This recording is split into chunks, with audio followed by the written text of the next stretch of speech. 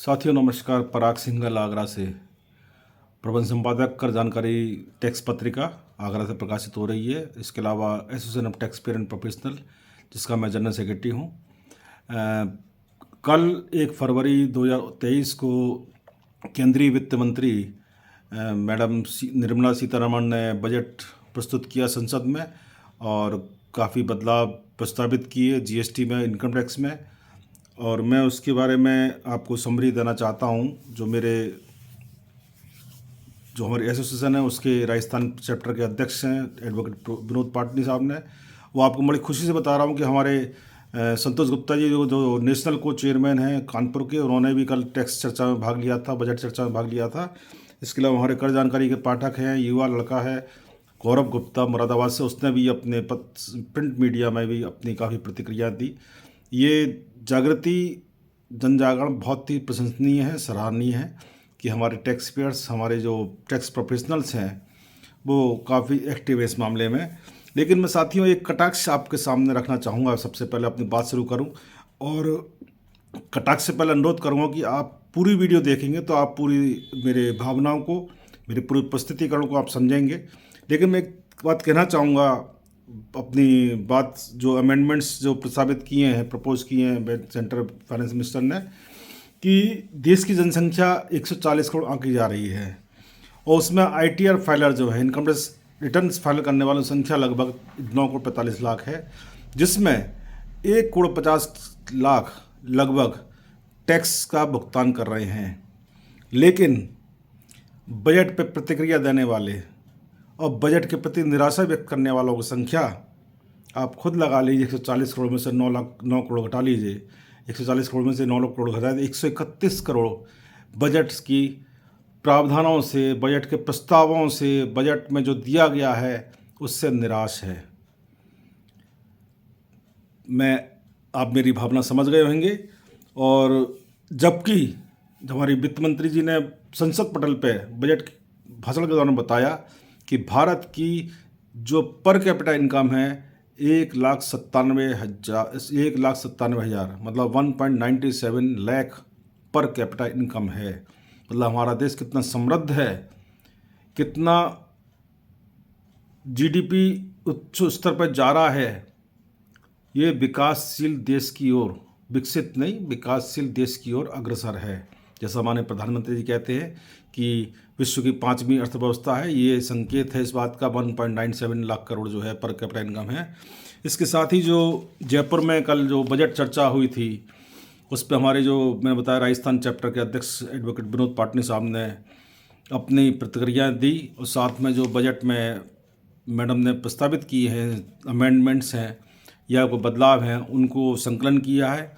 मैं आपको बता रहा हूं, लेकिन मैं पुनः अनुरोध करूंगा कि पूरी वीडियो समझेंगे तो आपको पूरी बात समझ में आएगी, अमेंडमेंट समझ में आएंगे और इसके साथ ही लाइक करेंगे, शेयर करेंगे और अपने साथियों को सब्सक्राइब करने के लिए प्रेरित करेंगे तो मुझे उत्साहवर्धन होगा। आप ये लेकिन करदाता अपने आप को इन default section 115 BAC, B for Bombay, A for Agra, C for Calcutta में नई स्कीम में जो 2 रिजीम है, न्यू रिजीम और ओल्ड रिजीम, नई रिजीम में यदि पुरानी रिजीम में रहना है तो ऑप्ट करना होगा। और जो एजेंशन की लिमिट आप सब देखिए, व्हाट्सएप पर पढ़ ही रहे होंगे, जो उन्होंने सब जगह सोशल मीडिया पर चल रहा है। 7 लाख तक कोई टैक्स नहीं है। सेक्शन 87A में रिबेट है। सेक्शन 80CCD एवं सेक्शन 80CCH की छूट मिलती रहेगी। स्टैंडर्ड डिडक्शन वेतन भोगियों को और फैमिली पेंशन वालों को प्राप्त होती रहेगी। सेक्शन 47 VIID के अंतर्गत गोल्ड का इलेक्ट्रॉनिक गोल्ड रिसिप्ट में कन्वर्जन व वाई वर्सा कन्वर्जन कैपिटल के लिए ट्रांसफ़र नहीं माना जाएगा। इसके साथ ही सेक्शन 2 सबसेक्शन 42A में संशोधन, इलेक्ट्रॉनिक गोल्ड रिसिप्ट बेचने पर कैपिटल गेन की गणना के लिए होल्डिंग पीरियड अकाउंट्स करने के लिए डिपॉजिट कराए गए गोल्ड का होल्डिंग पीरियड भी जोड़ा जाएगा एवं इलेक्ट्रॉनिक गोल्ड रिसिप्ट के बदले लिया गया गोल्ड बेचने से कैपिटल गेन की गणना के लिए इलेक्ट्रॉनिक गोल्ड रिसिप्ट को भी होल्डिंग पीरियड में जोड़ा जाएगा। ये स्कीम बहुत कम लोगों ने लिया हुआ है, गोल्ड वाली। सेक्शन 48 में एक प्रोविजन जोड़ा गया है, यदि किसी ब्याज की छूट सेक्शन 24B में हाउस प्रॉपर्टी में या चैप्टर VAI सेक्शन 80C से 80V तक ले ली गई हो तो वह ब्याज कैपिटल असेट्स की कॉस्ट ऑफ एक्विजिशन या कॉस्ट ऑफ इम्प्रूवमेंट में नहीं जोड़ी जाएगी। मार्केट लिक्विड डिवेंचर को बेचने से होने वाले कैपिटल गेन की गणना के लिए सेक्शन 50AA जोड़ी है। इसमें डिवेंचर की कॉस्ट व अन्य खर्चे घटाए जाएंगे। मार्केट लिक्विड डिवेंचर को बेचने सेक्शन 54 एवं सेक्शन 54F की छूट के लिए खरीदी जाने वाली या कंस्ट्रक्शन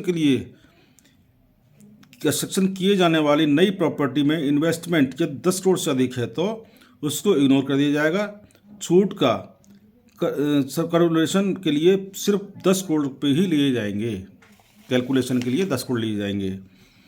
सेक्शन 55 में संशोधन करके गुडविल के साथ एनी अदर इंटेलिजिबल असेट्स को भी नील ली जाएगी, असेट्स की कॉस्ट भी नील ली जाएगी।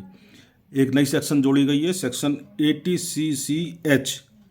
अग्निपथ स्कीम में एनरोल्ड करदाता द्वारा अग्निपथ कॉर्प्स में दिए गए कंट्रीब्यूशन का डिडक्शन का लाभ प्राप्त होगा। ये जो अभी पिछले साल ही हमारे देश के युवाओं के लिए जो अग्निवीर जो योजना चालू की गई है सेना के लिए, उसके लिए है ये। अप्रैल 2023 के बाद ली गई बीमा पॉलिसी, जो हम पॉलिसी लेते हैं LIC की, यूनिट लिक्विड इंश्योरेंस प्लान के अलावा वार्षिक प्रीमियम यदि 5 लाख से अधिक है तो मैच्योरिटी के समय सेक्शन 10D की छूट नहीं मिलेगी। यह मैच्योरिटी की राशि सेक्शन 56 सबसेक्शन 2 सबसेक्शन 13 के अनुसार होगी। यदि 1 अप्रैल 2023 के बाद एक से अधिक पॉलिसी ली होंगी तो एग्रीगेट वार्षिक premium, aggregate annual premium 5 lakh से अधिक है तो मैच्योरिटी के समय टैक्स की छूट प्राप्त नहीं होगी। इसी प्रकार सेक्शन 43B में संशोधन किया गया है। MSME का पेमेंट तभी खर्चे में कटौती योग्य माना जाएगा जब एक्चुअल पेमेंट हो जाएगा। एक्चुअल पेमेंट का इसमें सब जोड़ा गया है। सेक्शन 44AD एवं 44ADA में संशोधन किया गया। यदि किसी करदाता का 95% टर्नओवर या ग्रॉस प्राप्तियां बैंक चलन से होगा तो उसको लाभ मिलेगा। प्रोफेशनल को 50 लाख के बजाय 75 लाख तक की रिसिप्ट पे लाभ मिलेगा। फॉरेन टूर पर जाने वालों के लिए TCS के रेट 5% से बढ़ा के 20% किया गया है कि ऐसा बहुत सा देखा गया है कि फॉरेन टूर का एंजॉय करते हैं, लेकिन इनकम के नाम पे उन पे ये टैक्स के नाम पे उनकी इनकम नहीं होती है, तो इसके लिए इन्होंने TCS को 5 से बढ़ाकर 20% कर दिया गया है। प्रिंसिपल CIT की परमिशन से असेसिंग ऑफिसर को सेक्शन 142 में दिए गए स्टॉक का वैल्यूएशन कॉस्ट अकाउंटेंट से करवाने का अधिकार प्रदान कर दिया गया है। अब असेसिंग ऑफिसर डायरेक्ट कोई वैल्यूएशन नहीं कर पाएगा, कॉस्ट अकाउंटेंट से करवाने का अधिकार है। Section 115VAE new manufacturing cooperative society की स्पेशल टैक्स रेट 50%, लेकिन ऑप्शनल है ये। सेक्शन 115BBJ जोड़ी गई है। ऑनलाइन गेमिंग विनिंग की आय पर टैक्स रेट 30% कर दिया गया है। आपको ध्यान होगा पिछले साल भी क्रिप्टो करेंसी के बारे में काफ़ी चला था, और गेम्स जो चलते हैं, ऑनलाइन गेम्स चल रहे हैं आजकल, आप देखोगे नेट उस पर ये सब व्यवस्था दी गई है। सर्च के दौरान अधिकृत अधिकारी स्पेशलिस्ट से सेवा ले सकते हैं। DRP के